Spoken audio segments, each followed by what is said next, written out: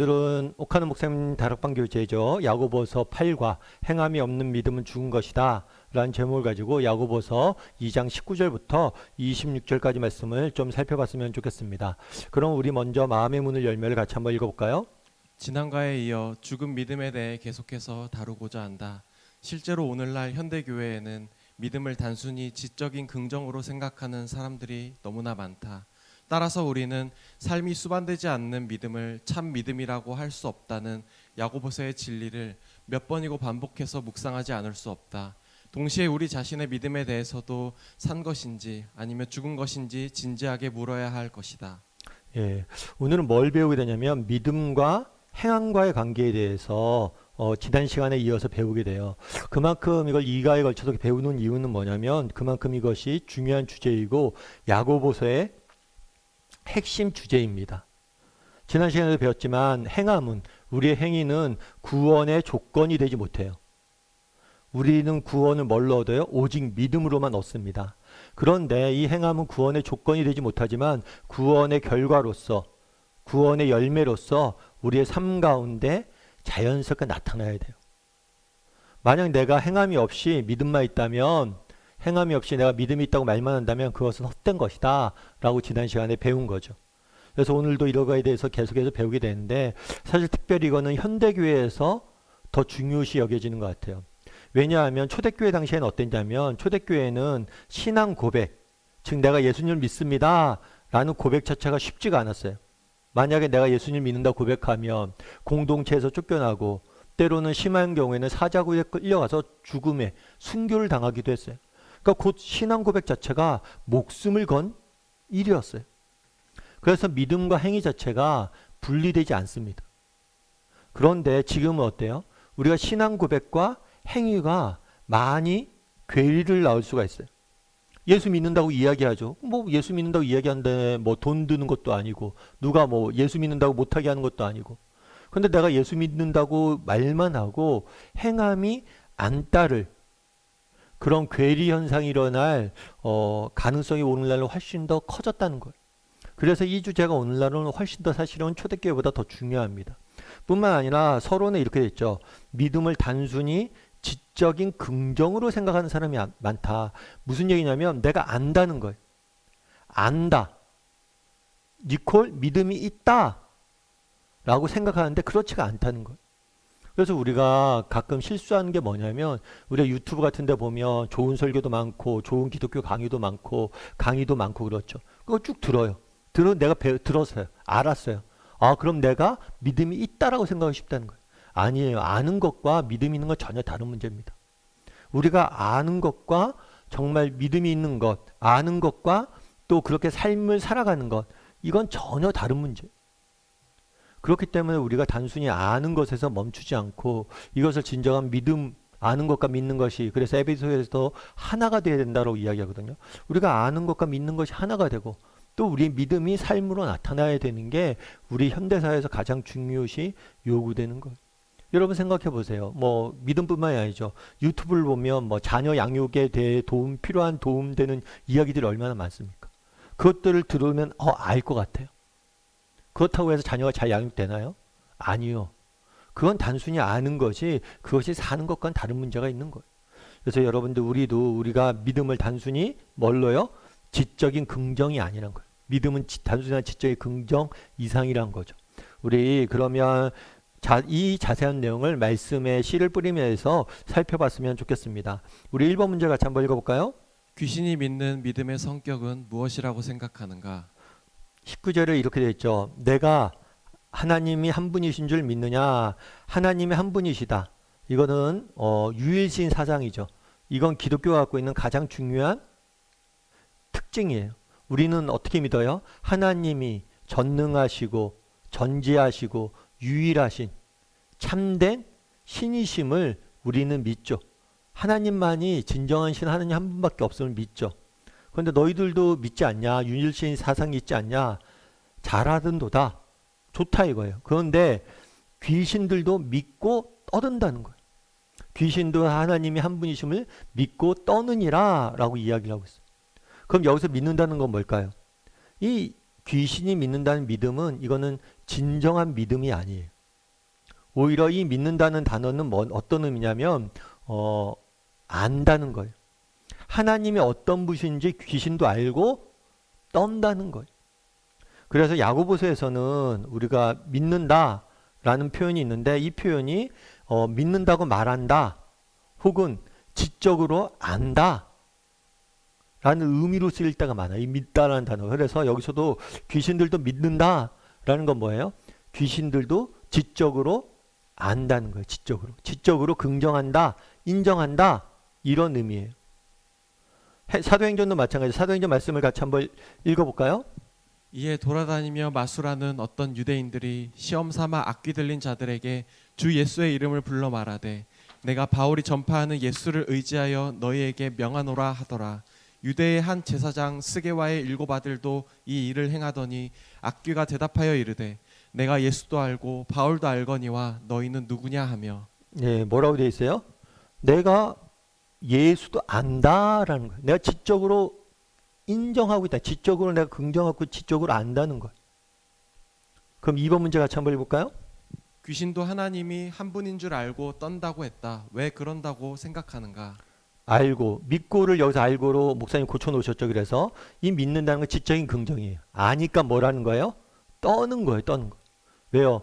하나님이 정말 얼마나 하나님의 크심과 위대하심을 알면 우리는 두려움과 경외심을 가질 수밖에 없다는 거예요.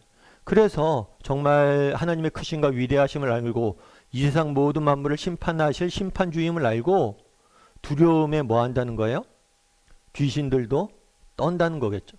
예전에 제가 아는 집사님이 저길 갔던 적 있어요. 경찰서에 갔다 오셨더라고요. 무슨 참고인 조사 때문에 어떤 사건이 있었나 봐요. 그런데 그것들에 대해서 조금 자기가 연관이 돼서 물어보려고 한 거죠. 어떻게 봤냐? 그게 실제 일어났냐? 가서 이렇게 이야기하는데 갔다 오셔서 그런 이야기 하더라고요. 목사님 제가 경찰서 갔는데요. 경찰서 가보니까 경찰들이 묻는데 거짓말을 못 하겠더라고요. 그러니까 거짓말 할 의사도 없었죠. 뭐 본대로 그대로 이야기하면 되는데 그만큼 경찰서에 들어가 보니까 경찰서 다시 올 것도 안 되고요. 경찰서 가면 사람이 거짓말 못하게 생겼다고. 왜 그래요? 경찰서나 뭐 법정이나 저도 안 가봤지만 그 권위가 있잖아요. 이 권위 앞에 서면 뭐가 되는 거예요? 두려움에 떨 수밖에 없다는 거예요. 그러니까 정말 우리가 경찰서나 뭐 법정에 이런 데 가도 우리가 두려움에 떠는데 정말 이 세상 모든 만물을 가진 하나님 앞에 선다고 생각해 보세요. 그 권위 앞에 선다고 해보세요. 그럼 떨 수밖에 없다는 거예요. 물론 이 귀신의 두려움은 잘못된 거죠. 귀신이 그렇다고 해서 진정한 믿음이 있느냐? 그렇다고 볼 수 없어요. 귀신도 지적으로 동의해요. 하나님이 어떤 분이신지. 그런데 동의만 할 뿐 뭐예요? 하나님을 인정하지 않죠. 그분 앞에 가서 회개하고 그분을 하나님을 받아들이고 그분 앞에 순종하지 않죠. 오히려 끝까지 거부하죠. 이것도 잘못된 반응이에요. 그럼에도 불구하고 귀신은 뭐라는 거예요? 반응이라도 보인다는 거예요. 두려워라도 한다는 거예요. 그런데 우리는 어떠냐는 거예요. 우리는 그럼 하나님에 대해서 이러한 반응들을 보이냐는 거예요. 하나님에 대해서 하나님이 한 분이시잖아요. 그럼 하나님이 하나님이심을 믿는다면 그거에 합당한 반응이라고 보이냐는 거죠. 그래서 한번 3번 문제를 통해서 이걸 한번 검토해 보는 거예요. 3번 문제 같이 한번 읽어볼까요? 우리의 믿음에도 하나님을 두려워하는 면이 있는가? 입으로는 하나님이 살아계신 참신이라고 하면서 속으로는 두려워하지 않는 가증한 믿음은 아닌지 돌아보라. 입으로는 뭐예요? 인정해요. 하나님 맞죠? 하나님 이런 분입니다. 그런데 속으로는 뭐예요? 전혀 두려워하지 않는 거죠. 뭐 예를 들면 그런 거겠죠. 뭐 하나님을 믿는다고 하면서 이 사람이 뭘 해요? 계속 거짓말해요. 하나님을 믿는다고 하면서 맨날 방탕하게 맨날 뭐 유흥업소에 다니고 요즘 뭐 마약 문제도 심각하잖아요. 마약하고 그래요. 예를 들어서 뭐 그래요. 어떤 연예인이 있어요. 장로님 아들이에요. 그런데 막 뭐 신문지상에서 이 사람이 마약한다 이런 얘기가 들린다면 그 사람이 우리가 장로님 아들이지만 믿음이 있다고 말할 수 있습니까? 정말 하나님을 믿는다면 이렇게 어떻게 이런 뭐 거짓말을 한다거나 거짓말 끊임없이 뭐 가끔 뭐 할 수도 있겠죠. 그런데 정말 입만 열면 거짓말이고 속임수고 사기치고 사람들에게 사기치고 뭐 마약하고 다른 사람에게 뭐 다른 사람을 괴롭히고 힘들게 하고 그렇게 한다면 우리는 그 사람이 믿는 사람은 할 수 없죠. 어떻게 살아계신 하나님을 믿는 사람이 어떻게 거짓말을 그렇게 해요? 하나님 모든 것을 아신다고 생각하면 그러면 안 되죠. 그리고 어떻게 하나님을 믿는 사람들이 이렇게 악한 일을 해요? 악행을 한다면 그건 하나님을 믿는 게 아니죠. 그런 것들 우리에게 없냐는 거예요. 예전에 제가 한번 말씀드린 적도 있었던 것 같은데 어느 교회 옆에 이제 술집이 있었어요. 술집이 있어서 술집에 막 사람들이 다니고 그러니까 이 교회에서 너무 지역사회 문화도 안 좋아지고 그러다 보니까 기도한 거예요. 기도의 시간에. 저 술집이 딴 데로 갔으면 좋겠다. 망해서 딴 데로 갔으면 좋겠다. 저 술집이 없어졌으면 좋겠다. 이렇게 기도한 거예요. 그랬는데 이제 어느 날 갑자기 이 술집에서 불이 났어요. 불이 나갖고 이 술집이 뭘 했냐면 교회를 고소했어요. 아니 교회가 기도해서 우리가 불났다. 그래서 교회에서 고소를 한 거예요. 근데 재판을 딱 열렸을 때 이제 교회 측 변호사가 그런 거죠. 아니 어떻게 기도한다고 술집 불이 나냐고. 기도해서 불이 난 거야 아니라고 이야기해요. 그리고 술집에서는 저쪽에 교회에서 기도해서 불났다고 이야기해요. 그럼 누가 믿음 있는 거예요? 어쩌면 술집 변호인들이 더 믿음 있는 걸지 모르죠. 기도해서 불났다고 생각하니까. 여러분 정말 우리가 믿음이 있느냐? 그러니까 세상도 하나님에 대해서 알고 하나님에 대한 것들이 있다면 뭐예요? 두려움이 있어요. 하나님에 대해. 경외감들이 있어요. 그런데 정말 우리가 세상 사람들이 갖는 하나님에 대한 경외감과 두려움보다 우리가 더 없진 않은지 한번 점검해 봐야 돼. 그래서 우리가 늘 예전에 그런 걸 많이 했어요. 소그룹. 우리 다락방 이렇게 모이잖아요. 그럼 소그룹 같은 거 모이면 사이에다 비누자를 하나 뒀어요. 그 비누자를 왜 뒀냐? 이 비누자를 둔 이유는 두 가지예요. 이곳에 누가 앉아 계시다? 예수님이 계시다는 것을 늘 정말 생각하면서 우리가 이야기하자. 정말 예수님이 이곳에 계시다면 우리가 이런 얘기를 하고 과연 할 수 있을 것인가? 예수님이 계시다고 생각하면서 이야기하자. 또 영혼. 우리가 아직 우리가 구원해야 될 영혼. 그 사람을 위해 새로운 영혼들을 위해서 새신자를 위해서 비누자를 두자. 그래서 사람들 초대하고 속으로 그래서 비누자를 뒀거든요. 정말 예수님이 이곳에 계신다. 정말 예수님이 우리와 함께 하신다. 그랬을 때 정말 우리가 어떤 마음 태도를 갖겠냐는 거. 다르지 않겠어요? 그러니까 정말 내가 하나님을 믿는다면 정말 하나님의 참신이시고 살아계심을 믿는다면 우리는 정말 그 하나님답게 정말 귀신도 떴다고 그랬잖아요.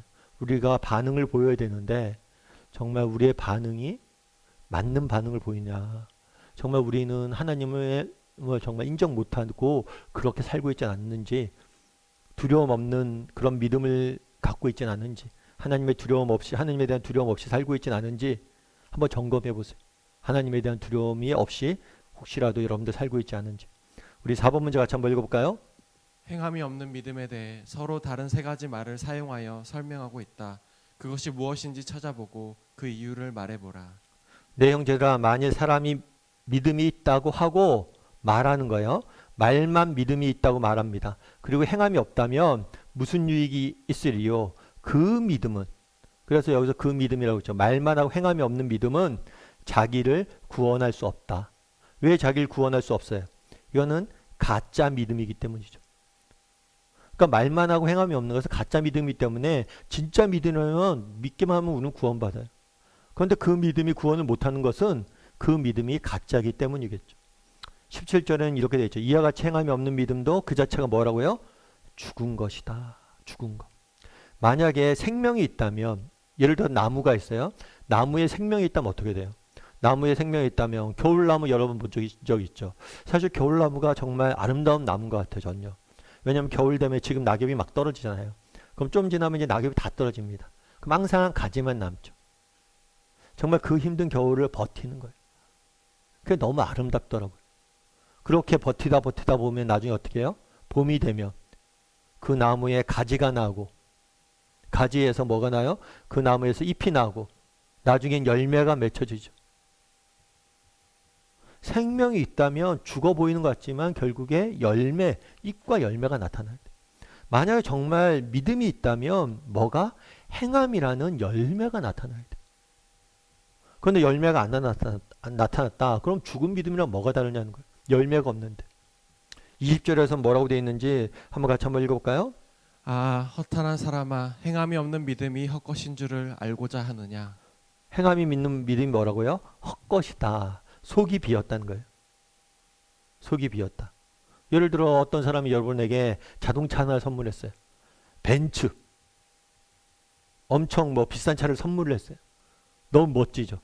그런데 딱 선물을 하고 차를 딱 타봤어요. 타봤더니 차에 엔진이 없어요. 그냥 엔진이 없고 차가 가지 않아요. 그냥 모델만 있는 거예요. 겉모습만. 그러면 이 차가 소용이 있습니까? 그냥 큰 장난감이죠. 큰 쓰레기예요. 뭐 그거 처음 해볼 때 큰 장난감 있어서 뭐합니까? 가지도 않는데 탈 수도 없는데. 마찬가지란 거예요. 행함이 없는 믿음은 안이 텅 비었기 때문에 아무 소용이 없다는 거예요. 그래서 여러분들이 정말 이 세 가지 행함 믿음은 가짜라서 자기를 구원할 수 없고 그 자체가 죽은 것이고 헛된 것이다. 속이 빈 것이다. 라고 야고보서는 이야기하고 있죠. 5번 문제 같이 한번 읽어볼까요? 아브라함의 믿음은 행함이 따르는 믿음이었음을 어떻게 설명하고 있는가? 예, 뭐에 대해 설명하고 있냐면 믿음에 대해서 설명하고 있어요. 믿음에 대해 설명하고 있는데 지금은 행함이 없는 믿음은 죽은 것이다 라고 하면서 믿음은 뭐가 따라야 돼요?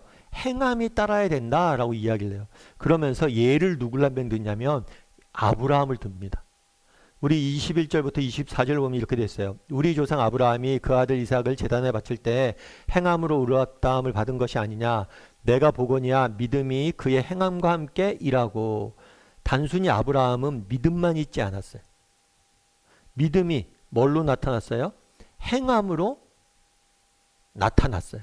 그럼 대표적인 아브라함 믿음이 행함으로 나타난 사건은 뭐냐? 아들 이삭을 바친 것. 어느 날 갑자기 하나님께서 하나밖에 없는 아들을 제물로 바치라고 이야기합니다. 여러분이라면 어떻겠어요? 정말 어렵게 얻은 아들 하나밖에 없는데 하나님 제물로 바치라면 여러분 바칠 수 있겠어요? 이거 쉬운 일이 아니에요. 어떻게 하나밖에 없는 아들을 제물로 바칠 수 있습니까? 그럼에도 불구하고 아브라함은 뭘 했어요? 아들을 제물로 바칠 수 있었죠. 왜? 어떻게 바칠 수 있었어요? 그건 믿음이 있었기 때문이죠. 다르게 말하면 하나님을 신뢰했기 때문이에요. 정말 하나님이 누구세요? 정말 하나님은 하나님이시잖아요. 내가 지금 당장 이해할 수 없지만 하나님께서 이유가 있어서 이런 것들을 요구하셨을 것이다. 그리고 나중에 그런 고백도 해요. 내가 아들을 죽인다 할지라도 하나님이 이 아들을 살려서라도 살리실 분이시다. 그러니까 뭔가 하나님이 이유가 있고 계획이 있다는 거예요. 아브라함 믿음이 있었어요. 그런데 이 믿음이 정말 있는지 없는지 어떻게 알았어요? 그 아들을 드리는 행위로서 그 믿음이 증거되어지고 나타났죠. 그리고 이걸 통해서 뭘 할 수 있어요? 아브라함은 단순히 말로만 믿는 사람이 아니라 뭐요? 행함으로도 믿는 사람이구나. 행위가 따르는 믿음이었구나. 라고 알 수가 있는 거예요. 우리 6번 문제 같이 한번 읽어볼까요? 아브라함은 하나님의 약속을 믿었을 때 의롭다함을 얻었다.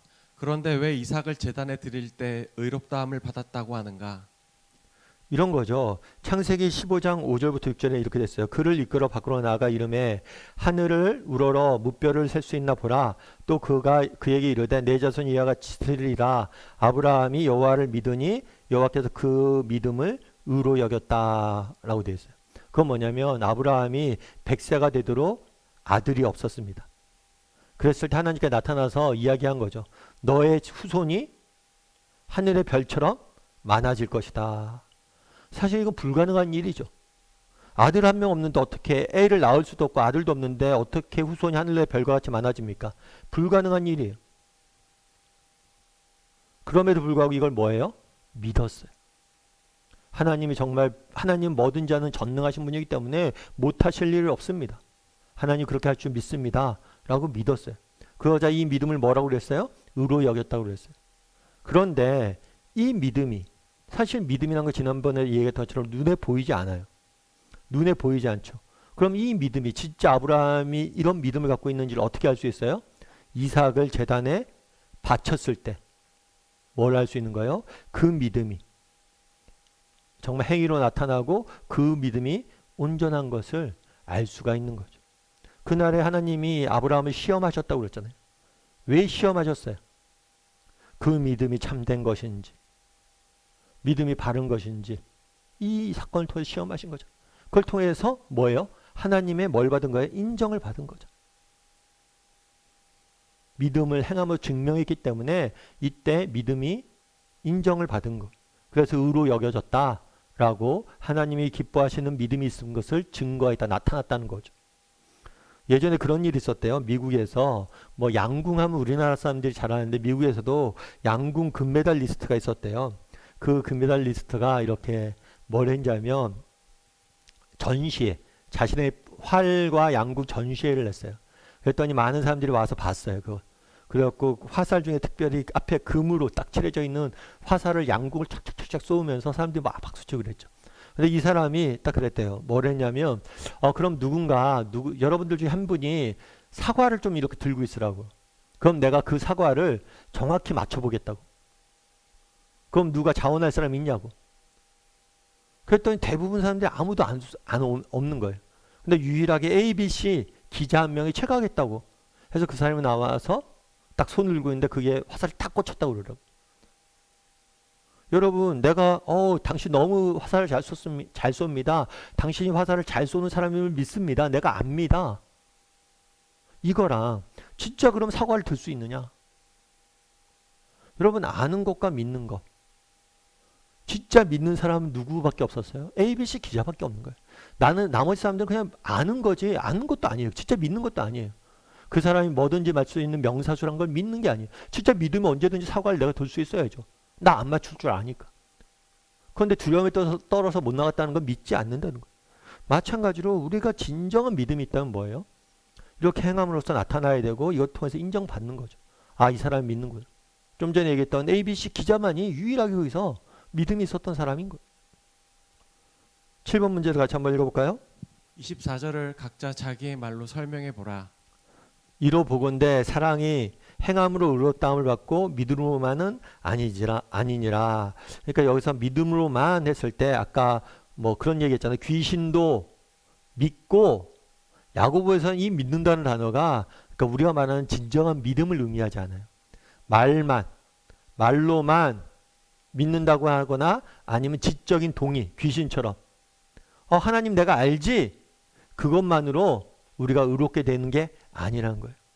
이 믿음의 뭐예요? 합당한 열매가 나타남으로 우리가 뭐예요? 하나님 앞에 인정을 받을 수 있다는 거예요. 그래서 이 말을 잘못 오해하면 그럼 우리가 행위로 구원받는 건가? 아니에요. 행위로 구원받는 게 아니라 말로만 하는 믿음, 그냥 단순한 지적인 동의, 이런 믿음으로는 절대 우리가 구원받지 못한다는 거예요. 우리의 믿음은 뭘 해야 돼요? 이런 말로만이 아니라 지적인 동의가 아니라 진정한 믿음이 돼야 돼요. 그럼 우리가 진정한 믿음을 가진지를 어떻게 알 수 있느냐? 이 진정한 믿음이 있다면 뭐가 있어야 돼요? 우리 삶 가운데 열매가 있어야 돼요. 행함이 있어야 돼요. 변화가 있어야 돼요. 내 삶 가운데 어떤 변화도 없다, 일어나지 않는다, 그러면 우리에게 믿음이 없는 거겠죠. 여러분, 예를 들면 그런 거예요. 제가 예를 들면 이런 거겠죠. 여러분, 주일날 우리가 교회 나옵니다. 주일날 교회 안 나오면 여러분 마음에 부담이 있어요, 없어요? 부담이 있어야 정상이겠죠. 우리가 믿음이 있다면. 그런데 우리에게 믿음이 없다면 세상 사람들은 주일날 아침에 교회 안 나간다고 마음에 어떤 부담도 없어요. 죄책감도 안 들어요. 그런데 우리는 믿기 때문에 주일날 교회 안 나가면 뭐예요? 마음에 부담이 있는 거예요. 그러면 왜 우리의 믿음이 뭘로 나타나는 거예요? 하나님 앞에 예배드리는 행위로 나타나는 거예요. 그런데 내가 정말 예수님을 믿는다고 그래요. 그런데 주일날 교회에 나가지 않아도 어떤 부담도 없고 예배드리지도 않아도 어떤 부담도 없다. 그럼 정말 그 사람이 믿음이 있냐는 거예요. 그래서 정말 우리가 말로만 나 예수님 믿어 말할 수 있죠. 그리고 교회 안 나가요. 그럼 그 사람 믿음이 있다고 할 수 있어요? 아니죠. 내가 하나님에 대해서 알아. 어떤 사람은 우리보다 성경을 더 많이 읽을 수 있어요. 그 예수님이 누구신지 신 누구신지 성경에 이야기하는 거 누구보다 잘 말해요. 그런데 교회 나가지 않아요. 그분에게 예배드리지 않아요. 그럼 그 사람 믿음 없는 거 아니에요? 그래서 예배라는 행위로 나타날 수밖에 없다는 거, 우리의 진정한 믿음이 있다면. 그래서 이 행위로 믿음을 드러나야 되고, 그랬을 때 하나님 앞에 인정받을 수 있다는 것을 이야기하고 있는 거죠. 우리 8번 문제 같이 한번 읽어볼까요? 기생 라합에게서 우리가 배울 수 있는 것은 무엇인가? 야고보는 행함이 있는 믿음에 대해서 두 명의 예를 들어요. 한 명은 아브라함이고 한 명은 기생 라합이에요. 아브라함은 유대인이에요. 그리고 남자예요. 그리고 믿음의 조상이라고 알려진 사람이죠. 라합은 뭐예요? 이방인이에요. 그리고 여인이에요. 그리고 술집 주인이에요. 모든 면에서 뭐예요? 대조되는 사람이에요. 그럼 왜 라합을 예를 들었냐? 보편적이란 거예요. 보편적. 누구나 유대인이나 이방인이나 남자나 여자나 정말 사회적 지위가 높은 사람이나 그렇지 않은 사람이나 누구나 동일하게 적용되는 게 있다는 거예요. 그건 뭐예요? 행함이 없는 믿음은 죽은 믿음이라는 거예요. 믿음이 있다면 뭘로 나타나야 돼요? 행함으로 나타나야 된다는 거예요. 25절 26절 같이 한번 읽어볼까요? 또 이와 같이 기생 라합이 사자들을 접대하여 다른 길로 나가게 할 때에 행함으로 의롭다 하심을 받은 것이 아니냐. 영혼 없는 몸이 죽은 것 같이 행함이 없는 믿음은 죽은 것이니라. 예, 이 기생 라합은 원래 가나안 사람이에요. 이스라엘 백성이 출애굽을 해서 이제 가나안 땅에 들어오죠. 그래서 들어올 때 뭘 보냈냐면 정탐꾼을 먼저 보냈어요. 특별히 가나안 땅에 여리고성에 있던 사람이에요. 정탐꾼을 미리 보냈어요. 그래서 정탐꾼이 딱 도착을 했어요. 그랬을 때 라합이 이 정탐꾼들에게 이야기를 해요. 내가 당신의 믿는 하나님에 대한 소문을 들었다. 당신들이 믿는 하나님이 참된 하나님이심을 내가 안다라고 이야기를 해요. 그런데 라합이 이렇게 안다, 소문을 들었다 해서 멈추지 않아요. 그들을 뭐예요? 숨겨주고 그들을 돌려보내줘요. 접대를 해요. 만약에 당신이 믿는 하나님이 참신이심을 안다라고 이야기하고 이런 행함이 따르지 않는다 그러면 그 사람이 따르지 않는다 그런다면 그 사람의 믿음이 무슨 믿음이냐는 거예요. 예를 들면 그런 거죠. 그래? 너희들 예수님 믿어? 하나님 믿어? 나도 인정해. 하나님 정말 참된 신이지. 얘들아, 이 사람 잡아가서 죽여. 이렇게 이야기한다면 이 사람은 하나님을 믿는 거예요? 안 믿는 거예요? 안 믿는 거죠. 하나님을 믿는다고 그러면서 안다고 그러면서 하나님을 따르는 백성들을 죽이면 그 사람은 하나님 안 믿는 거예요. 그런데 행함으로 그들을 보호하고 그들을 살려줌으로 자신의 믿음이 드러났다는 거예요. 그러니까 라합도 똑같다는 거예요. 그 믿음이 행함으로 드러났다는 거죠. 9번 문제 같이 한번 읽어볼까요? 갈라디아서 5장 6절과 데살로니가전서 1장 3절을 가지고 믿음과 행함의 관계에 대해 다시 한번 정리해 보자. 이것도 마찬가지인데요. 갈라디아서나 데살로니가전서는 전부 다 바울. 오늘 우리가 살펴보는 야고보서는 야고보라는 사람이 쓴 거예요. 그런데 데살로니가 전서나 갈라디아서는 바울이라는 사람이 쓴 서신입니다. 바울이 뭐라고 그러냐면 그리스도 안에서 지난 시간에 배웠지만 그리스도 안에서는 할례나 무할례나 효력이 없고 육체 행위, 뭐 혈통, 율법 이런 걸로 구원받는다는 게 아니에요. 구원받는 건 오직 믿음으로 구원받아요. 그런데 이 믿음에 대해 설명할 때 뭐라고 이야기했냐면 사랑으로 역사하는 믿음. 믿음이 있다면 뭐가 나타나야 돼요? 사랑으로 역사해야 된다는 거예요. 믿음의 열매가 정말 믿음의 행함이 나타나야 되는 거예요. 그래서 믿음에 대해서 뭐라고 생각하냐면 믿음은 사랑으로 역사해야 된다. 행함이 따라야 된다라고 이야기하는 거죠. 데살로니가 전서도 마찬가지예요. 오늘 본문의 문제는 3절만 되어 있는 4절까지 함께 읽으면 도움이 됩니다. 4절에 뭐라고 되어 있냐면 하나님을 사랑하심을 받은 형제들아 너희의 택하심을 아노라. 무슨 얘기냐면 너희가 데살로니가 형제들아 너희가 하나님을 믿는 믿음이 있음을 하나님의 백성임을 내가 안다라는 거예요. 그럼 하나님의 백성임을 어떻게 알 수 있느냐? 너희의 믿음의 역사와 너희의 사랑의 수고와 소망의 인내를 기억하고 너희의 믿음과 소망과 너희가 가지고 있는 믿음과 사랑과 소망을 내가 알기 때문에 너희에게 믿음이 하나님의 백성인 걸 안다라고 이야기를 하는데 재미있게 표현해요. 이 믿음, 사랑, 소망은 눈에 보여요, 안 보여요? 셋 다 눈에 안 보여요. 추상적이에요. 눈에 안 보여요. 그런데 이 눈에 안 보이는, 눈에 보이지 않는 이 세 가지가 뭐예요? 눈에 보이는 행함으로 나타나야 된다는 거예요. 너희가 사랑이 있다면 역사가 일어나야 돼요. 역사는 뭐냐면 영어로는 워크인데 일이에요. 일. 네가 믿음으로 행한 일, 하나님을 예배하고 찬양하고 정말 하나님의 교회를 위해서 헌신한 것들, 그리고 사랑의 수고, 다른 사람을, 이건 노동이에요. 노동. 여러분 정말 누군가를 사랑한다면 말로만 사랑하는 건 사랑이 아니죠. 그 사람을 위해서 희생하고 헌신하고, 너희가 정말 사랑이 있다는 걸 너희의 수고, 헌신을 통해서 내가 안다는 거예요. 그리고 소망, 너희가 소망이 있는 것을 내가 어떻게 알아요? 인내, 참음. 하나님에 대한 믿음이 있으니까, 소망이 있으니까 뭐예요? 어떤 탄압에도 굴하지 않고 참고 인내하는 거죠. 그래서 여기도 동일하게 뭐냐면 믿음, 사랑, 소망, 이 모든 것이 뭐예요? 행함으로 드러나는 것을 강조하고 있는 거예요. 그래서 바울이나 야고보나 같은 얘기를 하고 있는 거예요. 우리의 믿음은 뭐예요? 행함으로 드러나야 된다는 거예요. 그럼 여기서 우리가 한번 점검해 볼 필요가 있어요. 지난 시간에는 사랑으로 역사하는 믿음에 대해서 살펴봤잖아요. 오늘은 믿음의 역사, 사랑의 수고, 소망의 인내, 이 세 가지에 대해서 여러분 한번 점검해 보세요.